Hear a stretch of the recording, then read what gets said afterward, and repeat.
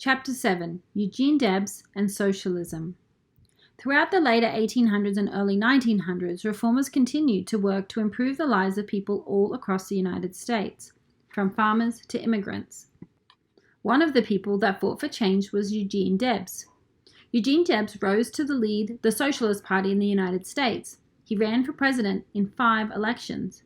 He identified with all poor and downtrodden people. He said, "While there is a lower class, I am in it. While there is a criminal element, I am of it. While there is a soul in prison, I am not free." He was born to immigrant parents from France. He was only able to go to school until 14 or 15, but continued to read and improve his education. He was a natural leader and began working in politics. Debs opposed Gomper's union plans of organizing by jobs. He formed the American Railway Union for anyone working in the railway industry. In the late 1800s, there were many workers' strikes. One of these was a strike against the Pullman Car Company. Pullman made trains that made traveling more comfortable. They had features for sleeping and dining. The workers went on strike in 1894. The strikes led to riots in Chicago. Trains were vandalized. Some people were shot. Because Debs was the leader of one of the unions on strike, he was arrested and imprisoned. Debs came to believe that the unions would never be strong enough to protect the rights of workers. He thought that only a different economic system would achieve his goal. He thought that the US government needed to be changed towards socialism.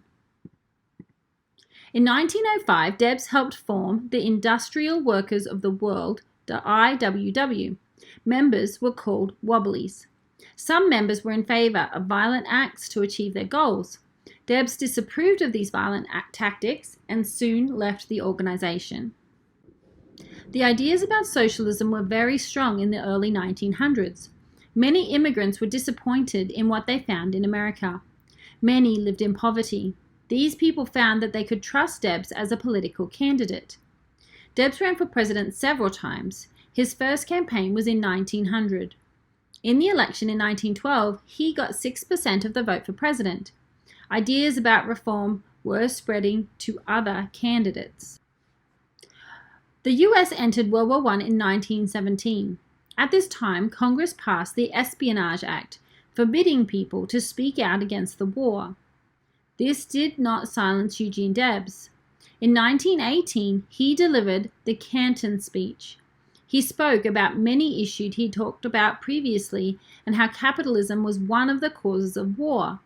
His speech was powerful, but under the Espionage Act, it was considered treason. He was arrested and sentenced to 10 years in prison for speaking his mind. This did not stop him from running for president again, from jail. He never won. He did help start the ACLU, the American Civil Liberties Union, which aimed to defend the constitutional rights of American citizens.